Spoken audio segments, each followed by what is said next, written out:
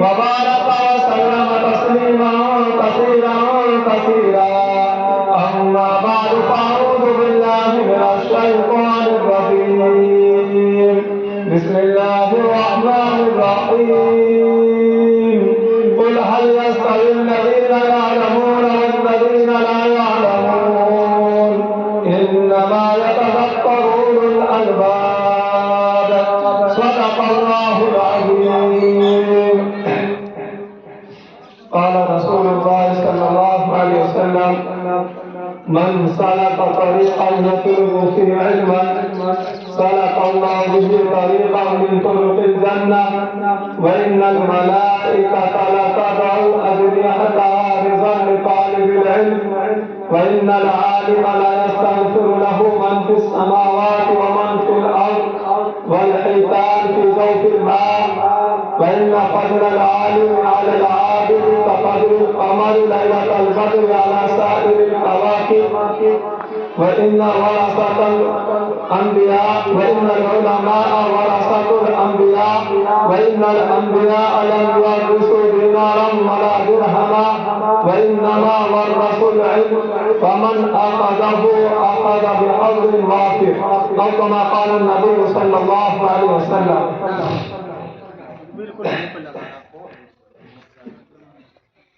میرا عزیز ساتھیوں بزرگوں دینی بھائیوں، آج کا یہ پروگرام جامعہ ہادہ کا سالانہ پروگرام ہے اور یہ پروگرام دستار بندی کے موضوع پر منعقد کیا گیا ہے. جو بچیاں جامعہ ہادہ سے اس سال فارغ ہو رہی ہیں ان کی دستار بندی ہے، تو اس مناسبت سے چند باتیں مجھے آپ حضرات کے درمیان میں عرض کرنی ہے. اللہ تبارک و تعالی مجھے صحیح صحیح کہنے کی اور ہم سب کو عمل کرنے کی توفیق نصیب فرمائے.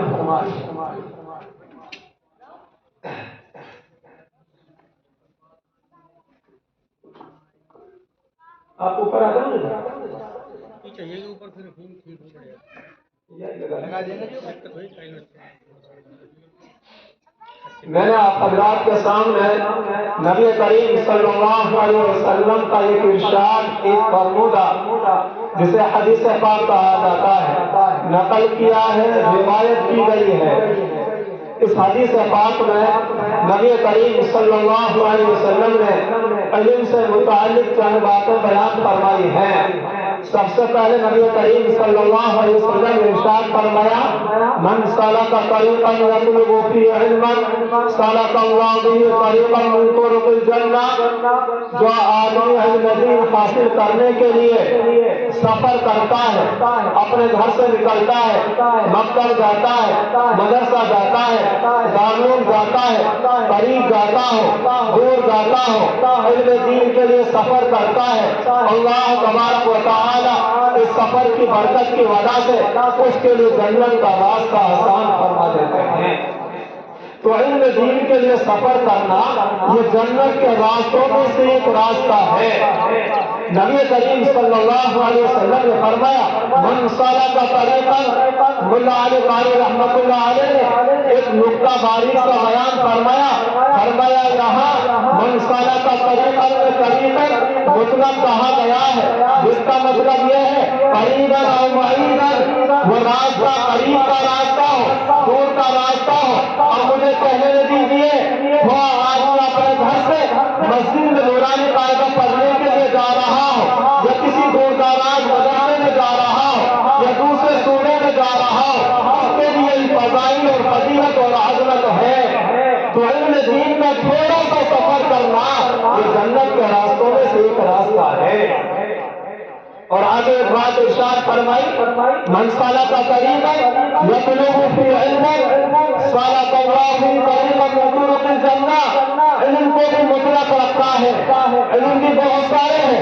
قرآن کا علم ہے، تفسیر کا علم ہے، فقہ کا علم ہے، اصول فقہ کا علم ہے، منطق کا علم ہے، فلسفہ کا علم ہے، نحو کا علم ہے، صرف کا علم ہے. تھوڑا کسی بھی تعلق سے علم ہو جو قرآن براہ راست سمجھا جائے اس میں تجوید بھی داخل ہے، اردو حفظ بھی داخل ہے، سبا بھی داخل ہے، اشرے بھی داخل ہے. اس میں متعلق نحو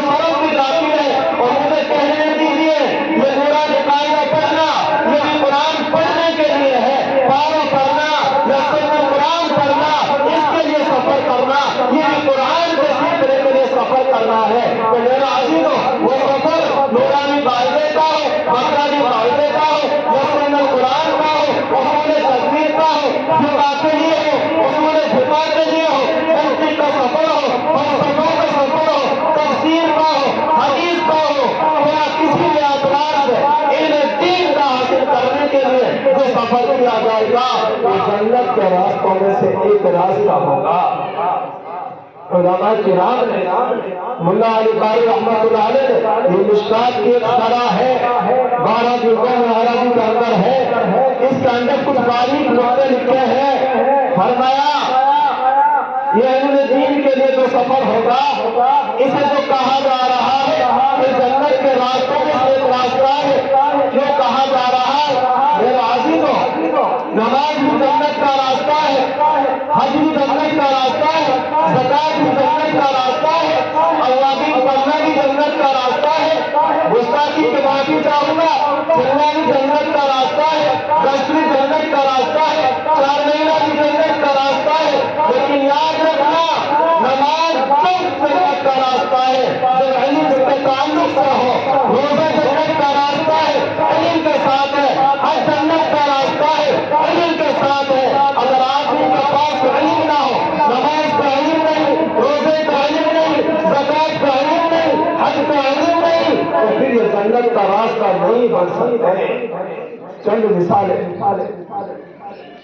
نماز جنت کا راستہ ہے، کوئی شک نہیں ہے، بہت بڑی عبادت ہے اور بنیادی عبادات میں سے اہم ترین بنیادی عبادت ہے۔ لیکن میرے بھائی اس کے بھی کچھ اوقات ہیں، اس کے بھی فرائض ہیں، اس کے بھی واجبات ہیں۔ اگر ان فرائض کا علم نہ ہو، واجبات کا علم نہ ہو، ان کی ادائیگی کے ساتھ نماز ادا نہیں کی جائے تو وہ نماز نہیں ہوگی۔ مثلا ایک وقت ہے، یہ فرض ہے، اگر نماز کے لیے وقت کا خیال نہ کیا جائے، کوئی آدمی سورج نکلتے وقت نماز پڑھے اور اسے علم نہیں ہے تو اس وقت نماز پڑھنا حرام ہے۔ میرے بھائیوں، اس وقت نماز پڑھنا حرام ہے، اس وقت نماز نہ پڑھنا ثواب ہے اور نماز پڑھنا گناہ اور حرام ہے۔ آپ اندازہ تو لگائیں، نماز جنت کا راستہ ہے، لیکن ایک وقت ایسا ہے اس حالت میں نماز پڑھنا حرام ہے۔ مکروہ تحریمی کی بات نہیں کر رہا، بالکل حرام ہے۔ مثال کے طور پر فرض کرو ایام حیض ہے، ماہواری کے دن چل رہے ہیں، ان دنوں میں نماز پڑھنا حرام ہے، حرام۔ آپ اندازہ لگائیں تو معلوم ہوا یہ تمام چیزیں علم سے متعلق ہیں۔ اگر نماز کا پورے طور پر علم ہوگا تبھی وہ جنت کا راستہ ہوگی، اگر اس کا علم نہیں ہے وہ جنت کا راستہ نہیں ہے۔ اس لیے سرکار دو عالم صلی اللہ علیہ وسلم نے ارشاد فرمایا، طلب العلم فریضۃ علی کل مسلم، علم دین کا حاصل کرنا، نماز کا علم، زکات کا علم، روزے کا علم، حج کا علم، جو بھی انسان کی ذمہ داریاں ہیں، جو بھی اس کے دل میں فرض ہے، ان کا علم دین حاصل کرنا ان کے تعلق سے بھی فرض عین ہے۔ لیکن آج 99% ہماری عوام اس سے غافل ہے۔ تو میرے بھائی، علم دین حاصل کرنا یہ انسان کی اہم ذمہ داریوں میں سے ایک ذمہ داری ہے، فرض ہے اور فرض عین ہے۔ ہر مسلمان کے لیے، عاقل بالغ کے لیے، مرد کے لیے، عورت کے لیے فرض عین ہے، اور فرض عین کا مطلب یہ ہوتا ہے اگر آپ اسے ادا نہ کرے تو وہ گنہگار ہوگا۔ جیسے نماز پڑھنا عاقل بالغ پر فرض عین ہے، نماز نہیں پڑھے گا گنہگار ہوگا۔ اسی طرح اگر فرائض کا علم حاصل نہیں کرے گا وہ بھی فرض عین ہے، اس کے ادا نہ کرنے کی وجہ سے، اسے نہ سیکھنے کی وجہ سے گنہگار رہے گا۔ تو علم دین کا حاصل کرنا، اس کے لیے سفر کرنا، یہ جنت کے راستوں میں سے ایک راستہ ہے۔ اسی طرح سمجھیے حج کے لیے علم دین پورے طور پر واقف نہ ہونے کی وجہ سے اور آدمی زندگی پر بہت بڑے گناہ میں مبتلا ہو سکتا ہے۔ ایک مثال جو فقہ کے اندر لکھی ہوئی ہے، ایک آدمی حج کرنے کے لیے گیا، اس نے حج کے تمام ارکان ادا کر لیے لیکن طواف زیارت نہیں کیا، احرام بھی کھول لیا تھا، حلق کرا لیا تھا، قربانی وغیرہ بھی ادا کر لی، دیگر اور جتنے فرائض ارکان واجبات تھے وہ سارے ادا کر لیے اور اس نے طواف زیارت نہیں کیا، طواف زیارت کیے بغیر اپنے انڈیا ہندوستان میں آ گیا، میرے بھائیوں، اگر دوبارہ طواف زیارت جا کر ادا نہیں کیا گیا، قیامت تک اس کی بیوی اس کے لیے حلال نہیں ہو سکتی، حرام رہے گی، اسے ملاقات کرنا جائز نہیں ہے۔ تو آپ اندازہ لگائیے، اگر کسی آدمی کو یہ مسئلہ معلوم نہ ہو، حج کرنے کے لیے چلا گیا، تمام ارکان ادا کر لیے، تمام واجبات ادا کر لیے، صرف ایک رکن باقی رہ گیا تھا، اس نے طواف زیارت نہیں کیا، بغیر طواف زیارت کیے ہندوستان آ گیا، دنیا کا کوئی مفتی اس کی بیوی کو اس کے لیے حلال نہیں کر سکتا۔ قیامت تک اگر زندہ رہے، قیامت تک اس کی بیوی حلال نہیں ہوگی جب تک دوبارہ مکے میں جا کر طواف زیارت دوبارہ ادا نہ کر لے۔ ان تمام چیزوں کا علم حاصل ہونا کتنا اہم، آپ اندازہ لگائیے۔ تو بغیر علم کے کوئی جنت کا راستہ نہیں بن سکتا۔ جنت کا راستہ بنانے کے لیے، حج کو جنت کا راستہ بنانے کے لیے، زکات کو جنت کا راستہ بنانے کے لیے، روزہ کو جنت کا راستہ بنانے کے لیے علم دین ضروری ہے۔ روزہ کی مثال دیکھیے، مثال کے طور پر روزہ جنت کا راستہ ہے، بہت بڑی عبادت ہے، لیکن کچھ دن ایسے ہوتے ہیں ان میں روزہ رکھنا حرام ہے۔ عید کا دن ہے، بقرہ عید کا دن ہے، اس کے بعد والا اور اس کے بعد والا اور اس کے بعد والا، یہ دن وہ دن ہے جن کے اندر روزہ رکھنا حرام ہے اور روزہ نہ رکھنا ثواب ہے۔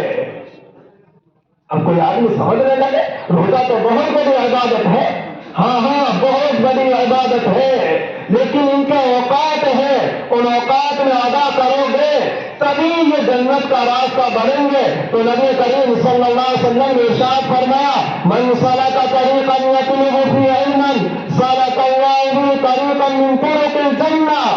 علم دین کے حاصل کرنے کے لیے سفر کرنا، گھر سے نکلنا، خواہ ایک قدم کا سفر ہو، 10 قدم کا سفر ہو، قریب کا سفر ہو، دور کا سفر ہو، یہ جنت کے راستوں میں سے ایک راستہ ہے۔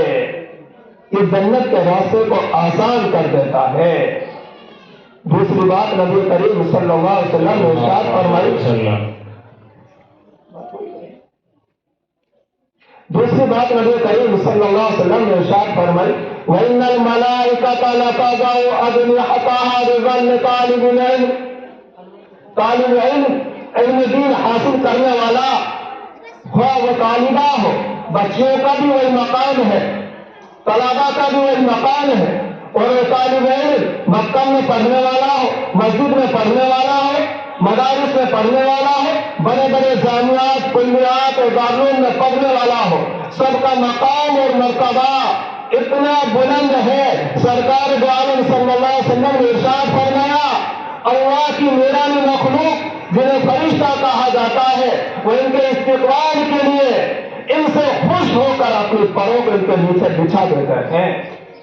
مولانا علی قاری رحمۃ اللہ علیہ نے کئی مطلب بیان فرمائے کہ پروں کا بچھانے کا مطلب کیا ہے۔ ایک اس سے مراد خشوع اور خضوع ہے، ایک مجازی معنی مراد لیا گیا ہے، ایک قول میں ذکر کیا گیا مرقات المفاتیح کے اندر، جب طالب علم اپنے گھر سے نکلتا ہے، علم دین کے لیے سفر کرتا ہے، مسجد میں جا رہا ہو، مدرسے میں جا رہا ہو، درسگاہ میں جا رہا ہو، اپنے کمرے سے درسگاہ میں پڑھنے کے لیے جا رہا ہے، یہ فرشتے اس وقت اس کو گھیر لیتے ہیں اور اپنی اڑان بند کر دیتے ہیں، اور طالب علم سے لے کر پہلے آسمان دنیا تک اس کے اوپر قطار لگا دی جاتی ہے۔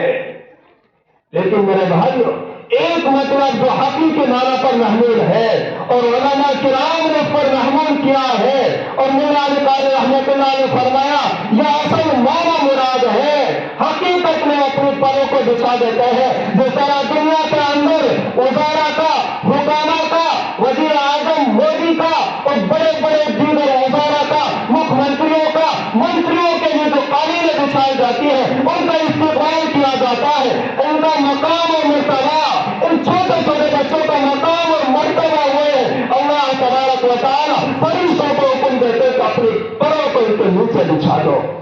میرے بھائیوں، یہ ہمیں نظر آئے نہ آئے، لیکن حقیقت یہ ہے ان مدارس والے طلبا کا، مکاتب کے طلبا اور تعلیمات کا یہ مقام ہے، اللہ تبارک و تعالیٰ فرشتوں کے ذریعے سے ان کے پروں کو بچھا دیتے ہیں۔ ہمیں نظر نہیں آتی کتنی چیزیں ہمیں دنیا میں جو نظر نہیں آتی ہم مانتے ہیں، انسان کے اندر روح ہے، جان ہے، لیکن نظر نہیں آتی، لیکن دنیا کا ہر آدمی مانتا ہے کہ انسان کے اندر روح اور جان ہے۔ اسی طرح بہت ساری چیزیں ہیں، بخار نظر نہیں آتا، وہ تولا جا سکتا ہے، ناپا جا سکتا ہے، اور آج تو اتنا پہلے اتنا بھی نہیں تھا۔ کتنی چیزیں قرآن کریم نے جو پہلے بیان کی لوگوں کی سمجھ میں نہیں آتی، لیکن آج وہ باتیں ہمارے سامنے مشاہدہ کے طور پر نظر آ رہی ہیں۔ قرآن کریم نے 1400 سال پہلے کہا تھا یوم تشہد علیہم ایدیہم وارجلہم بما کانوا یعملون، اے کفار، اے مشرکین، ایک دن آئے گا تمہارے ہاتھ بھی گواہی دیں گے، تمہارے پیر بھی گواہی دیں گے، یومئذ تحدث اخبارہا، یہ زمین بھی گواہی دے گی جہاں پر عمل کیا جاتا ہے۔ اچھا عمل ہو گواہی دیں گے، برا عمل ہو گواہی دیں گے، لیکن ان لوگوں کے عقل میں بات آنے والے نہیں تھی۔ لیکن آج اگر کہا جائے، آج لوہا بھی بول رہی ہے، موبائل بول رہا ہے، زمین بھی بول رہی ہے، کیا کیا چیزیں ہمارے سامنے بولنے لگ گئی، لیکن آج کہا جائے کوئی اس کا انکار نہیں کرتا۔ لیکن میرے بھائیوں، کتنی چیزیں ہمیں نظر نہیں آتی، ہم ان کو مانتے ہیں، ہوا پڑھتے ہلتے ہیں، جھوکے چلتے ہیں، ہم تسلیم کرتے ہیں کہ ہوا چل رہی ہے، لیکن کیا کلر ہے، کیا رنگ ہے، کتنی موٹی ہے، کتنی چوڑائی لمبائی ہے، یہ تمام چیزیں ہماری نظروں سے اوجھل ہے، لیکن ہم مانتے ہیں کہ ہوا چلتی ہے۔ اسی طرح سمجھ لو، آپ کے یہاں ان کی قدر ہو یا نہ ہو، آپ کو چھوٹے بچے نظر آئیں گے، مدرسے کے بچے نظر آئیں گے، آپ کے خیالات دوسرے ہو سکتے ہیں، ان کے بارے میں کچھ سوچ سکتے ہو، لیکن اللہ کا مقام اور مرتبہ وہ ہے، اللہ تبارک و تعالیٰ فرشتوں کو حکم دیتے ہیں اپنی پروں کو قالین کی طرح ان کے نیچے بچھا دو، اور حقیقت میں بچھائی جاتی ہے۔ یہ قالینوں پر چلتا ہے، ان پروں پر چلتے ہیں، اور ایک دن آئے گا اور وہاں کام آئیں گے جہاں دنیا کی تمام رنج ختم ہو جاتی ہے، دنیا کی تمام طاقتیں ختم ہو جاتی ہیں۔ یاد رکھنا، یہ مدارس اور مکاتب کے چھوٹے چھوٹے بچے وہاں کام آئیں گے۔ وہ کیسے؟ دیکھیے، ایک عدالت ہوگی، اللہ تبارک و تعالیٰ نے اپنا جو تعارف کرایا ہے اس دن کی عدالت کا وہ مالک سے کروایا ہے۔ مالک یعنی دین، اللہ تبارک و تعالیٰ اس دن کا مالک ہوگا۔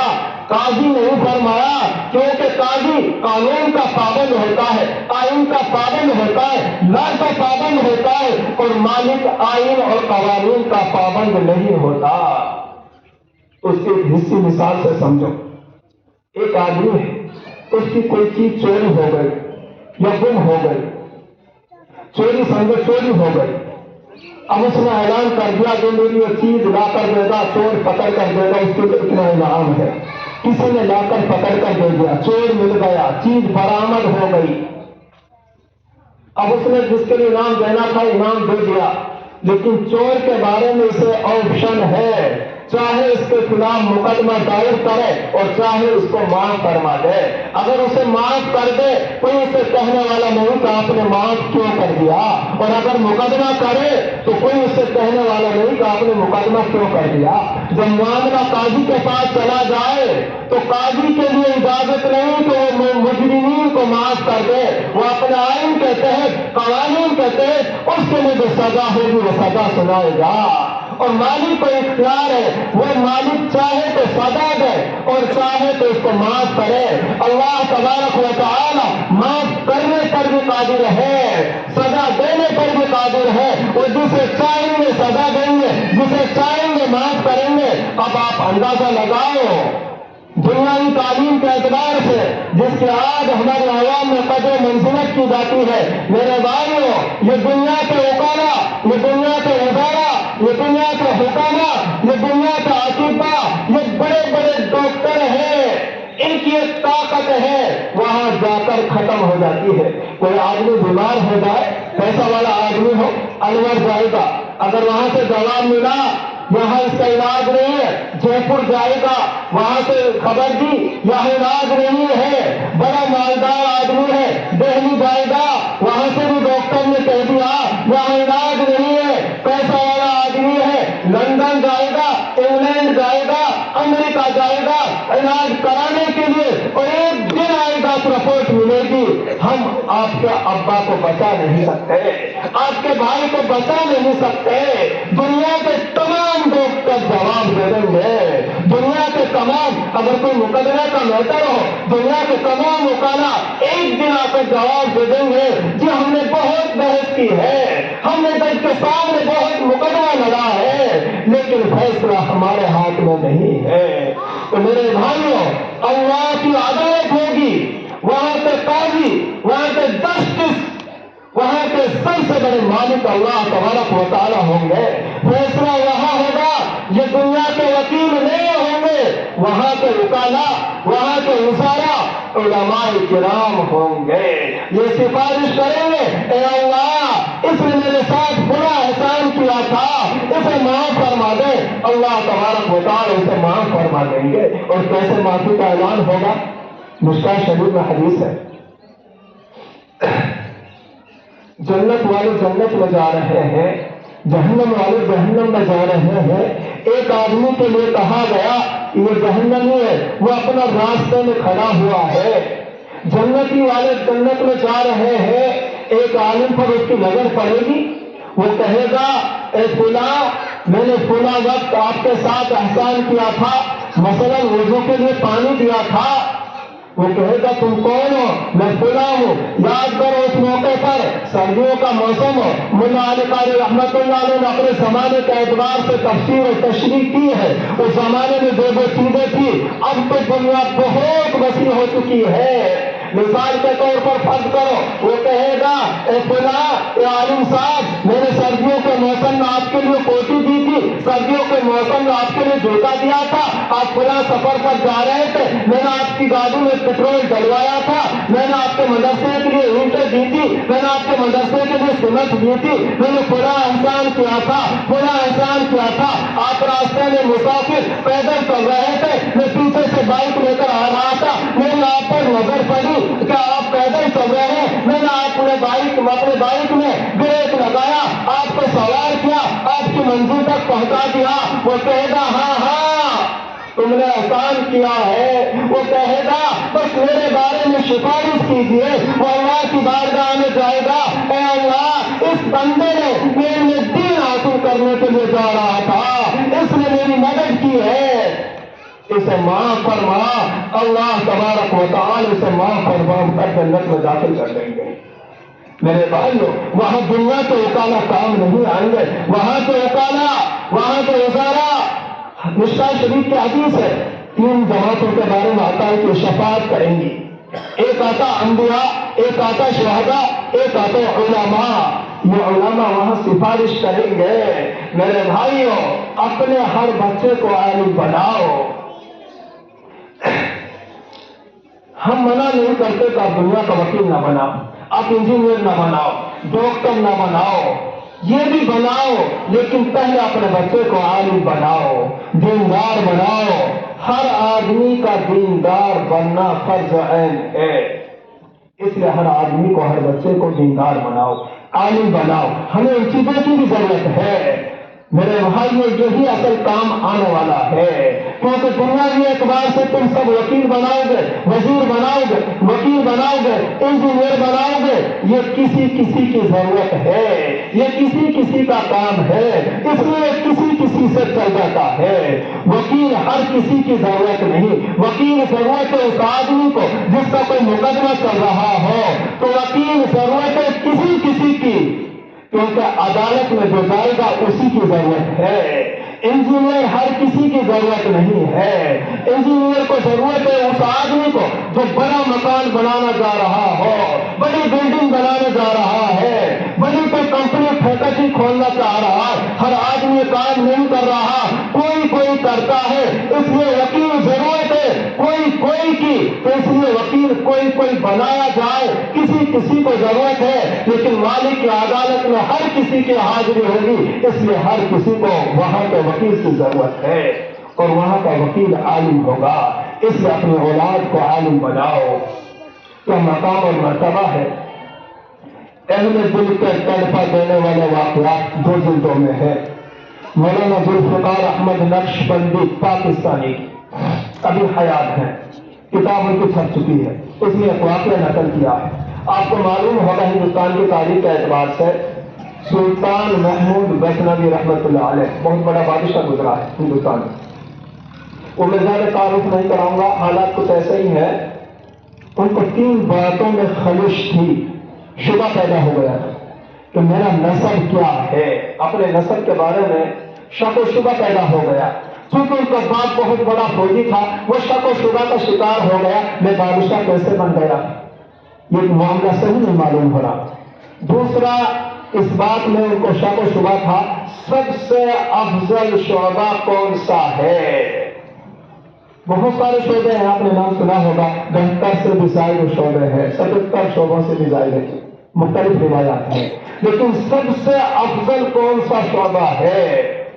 اور کافی دنوں سے نبی کریم صلی اللہ علیہ وسلم کی زیارت نہیں ہو رہی، کیا وجہ ہو گئی؟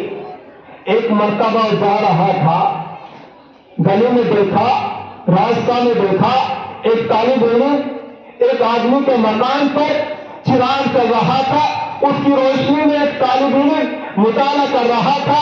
سلطان محمود غزنوی نے کہا، اے طالب علم، تم یہاں کیسے پڑھ رہے ہو؟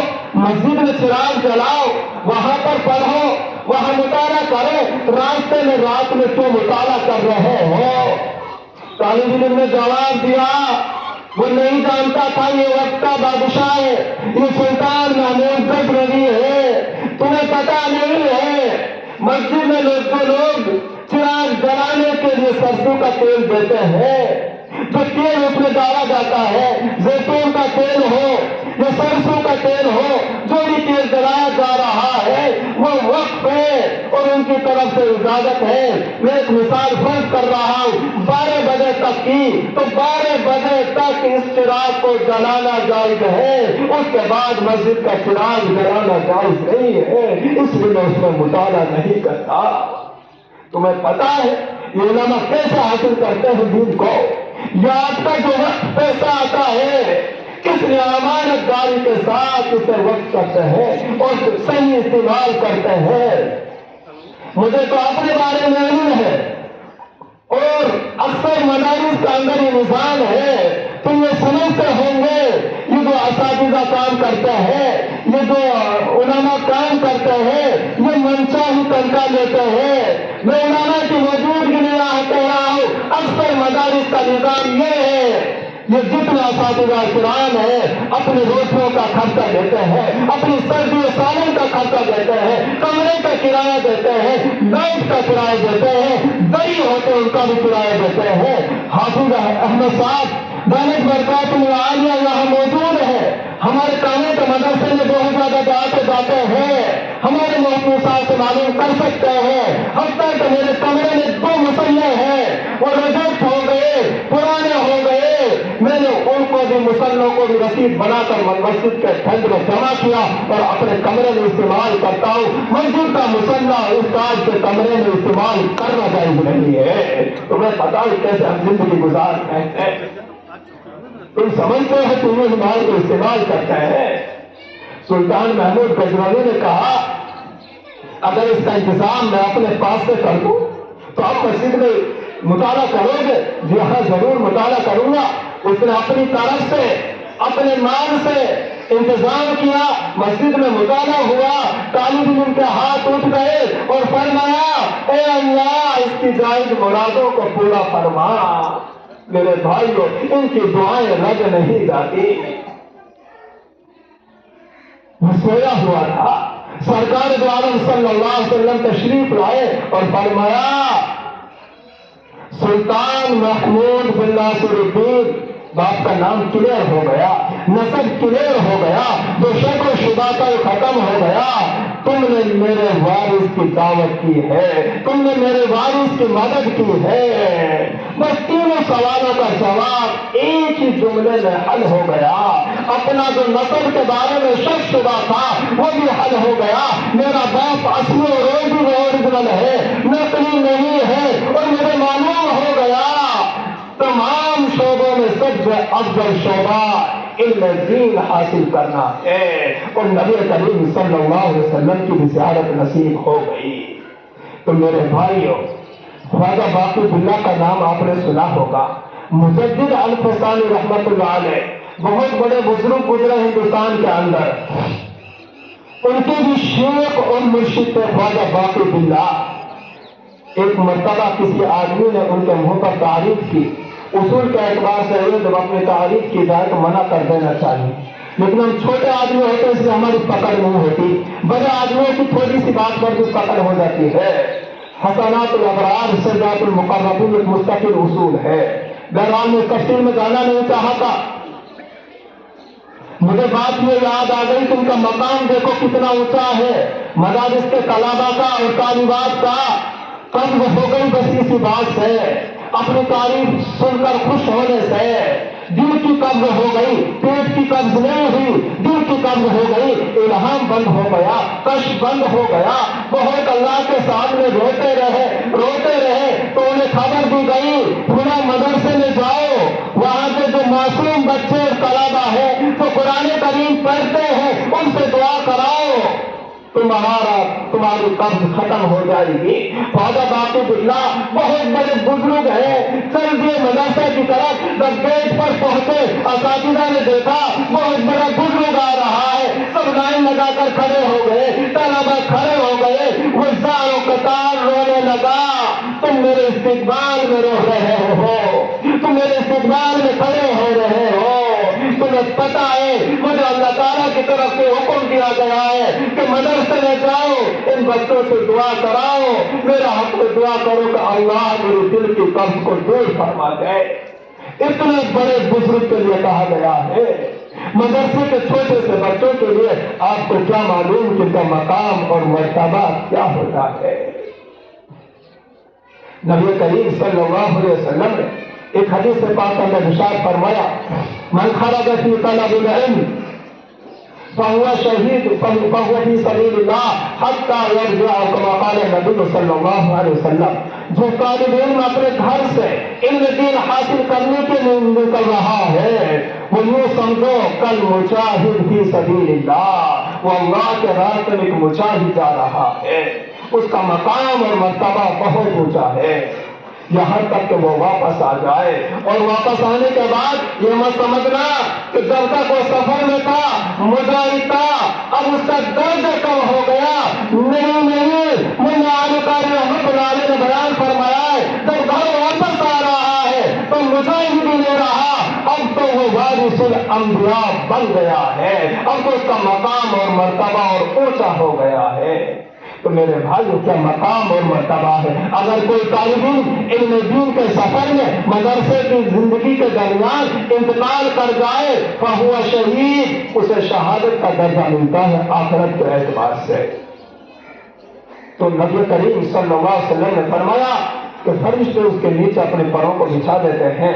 تیسری چیز نبی کریم صلی اللہ علیہ وسلم نے بیان فرمائی، وَإِنَّ الْعَالِمَ لَيَسْتَغْفِرُ لَهُ مَنْ فِي السَّمَاوَاتِ وَمَنْ فِي الْأَرْضِ والحیتان فی جوف الماء، کما قال نبی صلی اللہ علیہ وسلم۔ ایک عالم دین کے لیے، اور امام بھی اس میں شامل ہے، مفتی بھی ہے، قاری بھی ہیں، حافظ بھی ہیں، مدرسین ہیں، یہ سب علماء، ان کے لیے دنیا کی تمام مخلوق، سمندروں کی مخلوق، زمین سے اوپر کی مخلوق، آسمانوں سے اوپر کی مخلوق، اب کوئی مخلوق باقی نہیں رہی، کائنات کی تمام مخلوقات، فرشتے، جنات اور دنیا کے اندر جتنے جانور، من فی السماوات ومن فی الارض، پرندے، چرندے، درندے، بھینس، گھوڑے، گائے، بکریاں، کائنات کی تمام مخلوق والحیتان فی جوف الماء، یہ تو ایک اشارہ ہے۔ سمندروں میں عام طور پر مچھلیاں رہتی ہیں، ورنہ تو سمندروں میں جتنی مخلوقات رہتی ہے کیڑے مکوڑوں کی شکل میں، وہ تمام کی تمام مخلوقات، زمین سے اوپر کی تمام مخلوقات، جنات، فرشتے، جانور، پرندے، چرندے، تمام کے تمام ایک عالم کے لیے دعا کرتے ہیں، اللہ اس کی مغفرت فرما، اے اللہ اس کی مغفرت فرما، اے اللہ اس کی مغفرت فرما۔ میرے بھائیو، ہماری عوام کو، ہماری قوم کو تو اسی سے فرصت نہیں ہے کہ مولانا مدرسے کو کھا گیا، مسجد کے پھل کو کھا گیا، موٹا ہو گیا، یہ لان تان کرنے سے فرصت نہیں ہے۔ کائنات کی تمام مخلوقات ایک عالم دین کے لیے استغفار کرتی ہے۔ ملا علی قاری رحمۃ اللہ علیہ تشریح کرتے ہوئے لکھا، ایک سوال قائم کیا، کیا وجہ ہے مچھلیاں کیوں دعا کر رہی ہیں؟ مچھلیوں کو کون سے مسئلے کی ضرورت ہے؟ کیا نکاح کے مسائل کی ضرورت ہے؟ مچھلیوں کو کوئی طلاق دینی ہے؟ مچھلیوں کو کوئی نماز پڑھنی ہے؟ کس مسئلے کی ضرورت پڑ گئی مچھلیوں کو جو یہ تعلیم کے لیے دعا کرتی ہیں؟ بھینسوں کو کیا ضرورت پڑ گئی؟ اونٹوں کو کیا ضرورت ہے؟ گھوڑوں کو کیا ضرورت ہے؟ شیر کو کیا ضرورت ہے ایک عالم سے ملاقات کرنے کی، اس کے لیے استغفار کرنے کی؟ کیا مسئلہ پیش آ گیا؟ اس کا کون سا مسئلہ ہے؟ کوئی نکاح کا مسئلہ، طلاق کا مسئلہ، اسے کوئی زمین وقف کرنی ہے مسجد اور مدرسے کے لیے، کوئی چندہ دینا ہے، کوئی زکات دینی ہے، کیا وجہ ہے؟ شیر بھی، درندہ بھی استغفار کرتا ہے، دنیا کی تمام مخلوقات استغفار کرتی ہے۔ ملا علی قاری رحمۃ اللہ علیہ نے اس باریک نقطے کو بیان فرمایا ہے۔ میرے بھائی سمجھ کر دیکھو، انہیں معلوم ہے ہماری بقا جب تک ہے، جب تک یہ دنیا کا چاند و سورج چلتا رہے گا، یہ زمین باقی رہے گی، آسمان باقی رہے گا، اور انہیں یہ بھی معلوم ہے یہ دنیا کا چاند، یہ ستارے، یہ سورج، یہ چمک، یہ دمک، یہ زمین، یہ آسمان جب تک باقی رہیں گے، جب تک دنیا کے اندر علم دین باقی رہے گا۔ اور علم دین ہمیں سمجھ رہے ہیں، یہ علم دین باقی رہتا ہے مدارس سے، مکاتب سے، خانقاہوں سے، مساجد سے، تو اور یہ جب تک باقی رہتا ہے، جب تک عالم باقی رہیں گے، تو انہیں پتا ہے میری بقا، میرا دیکھنا، میرا سننا، میرا گھومنا، میرا اٹھنا، میرا سیر و تفریح کرنا، میرا دہڑنا، یہ تمام کی بقا جب تک ہے، جب تک دنیا میں علماء باقی رہیں گے۔ تو جس آدمی کی بقا جس پر موقوف ہو اس کے لیے تو دعائی کرتا ہے، اس لیے دنیا کی تمام مخلوقات اتنا علم و شعور انہیں دیا گیا ہے، وہ اس بات کو جانتے ہیں ہماری بقا جب تک ہے، جب تک دنیا کے اندر علماء باقی رہیں گے، اس لیے دعائیں کرتی ہے۔ اگلی بات کو بس میں ترجمہ کر دیتا ہوں۔ وَإِنَّ فَضْلَ الْعَالِمِ عَلَى الْعَابِدِ كَفَضْلِ الْقَمَرِ لَيْلَةَ الْبَدْرِ عَلَى سَائِرِ الْكَوَاكِبِ۔ ایک عالم کی فضیلت اس دنیا کے اندر کتنی ایک مثال سے دی، اور حصی مثال سمجھنے میں آسانی ہے۔ ہر آدمی جانتا ہے چاند میں بھی فرق ہے، پہلی رات کا جو چاند ہوتا ہے اسے ہلال کہتے ہیں، پورا مہینہ گھومتا ہے قمر کہتے ہیں، 14ویں رات کا جو چاند ہوتا ہے اس کا نام بدر ہے۔ 14ویں رات کے چاند کے نام سارا آدمی جانتا ہے، کتنی اس میں چمک اور نورانیت ہوتی ہے۔ دسویں مثال نبی کریم صلی اللہ علیہ وسلم نے دی ہے، ایک عالم کی فضیلت عابد پر ایسے ہے جیسے 14ویں رات کے چاند کی فضیلت عام ستاروں پر، فلغت المیواتیہ، تاریوں پر، تاری کہتے ہیں ہمارے میواتی زبان میں، یہ ستارے ہیں، یہ چھوٹے چھوٹے نجوم ہیں، تو ان پر جیسے چاند کو فضیلت ہے ایسے عالم دین کو ان پر فضیلت ہے۔ اور ایک حدیث میں نبی کریم صلی اللہ علیہ وسلم نے فرمایا، عالم کی فضیلت عابد پر ایسی کفضلی علی ادناکم، جیسے میری فضیلت تمہارے ادنا آدمی پر، سب سے کم امتی۔ میرے بھائیوں، یہ فضیلت دینے میں نبی کریم صلی اللہ علیہ وسلم نے ایک انتہائی درجے کی مثال بیان فرما دی۔ کہاں نبی کا مقام اور مرتبہ کہاں ایک ادنا امتی، اور ادنا امتی کسے کہا جائے گا؟ ادنا امتی اسے کہا جائے گا جو ایک ٹائم کی بھی نماز نہیں پڑھتا، ایک بھی روزہ نہیں رکھتا، زکوٰۃ نہیں دیتا، حج نہیں کرتا، شراب پیتا ہے، بہت گناہ کرتا ہے۔ اب آپ اندازہ لگائیں اس کا مقام اور سرکار دو عالم صلی اللہ علیہ وسلم کے مقام میں کتنا فرق ہو سکتا ہے۔ ایسے ہی ایک عابد اور عالم کے درجے میں فرق ہوتا ہے۔ ایک عالم اگر رات بھر سوتا رہے اس کی فضیلت ہے، ایک عابد پر جو رات بھر نماز پڑھتا رہے۔ تو میرے بھائیوں، یہ علم سے متعلق چند باتیں تھی، اور ابھی حدیث کے جملہ باقی ہے، لیکن میرا وقت پورا ہو چکا۔ اور یہ میرا ابتدائی مدرسہ ہے۔ 1996 میں اس مدرسے میں قاعدہ پڑھتا تھا۔ 1996 جو باڑھ آئی تھی تو میں اسی مدرسے میں تھا، باڑھ کے اندر۔ یہ پارٹی کے لوگ ہمیں نکال کر لے گئے تھے، اپنی پشتوں پہ بٹھا کر لے گئے، ٹیلا سائز پارٹی میں، اس کے اوپر ہم طلبہ سارے رہے تھے۔ مجھے وہ دن بھی اس مدرسے کی یاد ہے۔ میرا ماما کا مدرسہ ہے، میرا نسب بھی ہے، میرا خاندان قبیلہ بھی، ماں کی طرف سے بھی خاندان قبیلہ چلتا ہے، تو اس مدرسے سے میرا بہت زیادہ تعلق ہے۔ جب یہ کوئی بلڈنگ نہیں تھی اور حافظ یونس صاحب کے جو لڑکے نظر آئے تھے، یہ سب ہمارے ساتھ کے نہیں ہے تو بعد کی پیدائش ہے۔ ان میں سے ایک دو لڑکے تھے جن کو ہم کھلائے کرتے ہیں، ہماری مامی ہے اندر۔ تو بہرحال میرا بہت زیادہ اس سے تعلق ہے، اور اتنا پانی اس مدرسے میں ہو گیا کہ ہم چھت کے اوپر رہتے تھے، کمرے سارے بھر گئے تھے۔ لیکن میری یاد ہے ایک چارپائی تھی بہت اونچی، میوا کی زبان میں اس کو دہلا کہتے ہیں، دہلا۔ وہ کابان کبا سے یہ دہلا آیا تھا، کیونکہ ہمارے ماما کابان کبا سے وہاں سے آئے، تو یہ دہلا اتنا اونچا تھا، ہماری تمام چارپائی پانی میں ڈوب گئی تھی، لیکن ہمارا ایک دہلا نہیں ڈوبا تھا، ہم اسی دہلے پر اوپر نیچے پڑے رہے پانی کے۔ تو میرے بھائی وہ دن ہم نے اس مدرسے میں دیکھے، ہماری یاد ہم چھوٹے سے قاعدہ پڑھنے کے لیے آئے تھے، یہیں سے ہماری ابتدا ہوئی ہے۔ اللہ تعالیٰ اس مدرسے کو ترقی عطا فرمائے، یہاں تک پہنچا اور آپ حضرات کی دعا سے اور آگے تک پہنچے گا، اور پھر آنا جانا رہے گا۔ میں بھی مسافر، آپ بھی مسافر، پھر کسی موڑ پر ملاقات ہوگی۔ وآخر دعوانا ان الحمدللہ۔ انشاءاللہ، بہت بہت شکریہ حضرت۔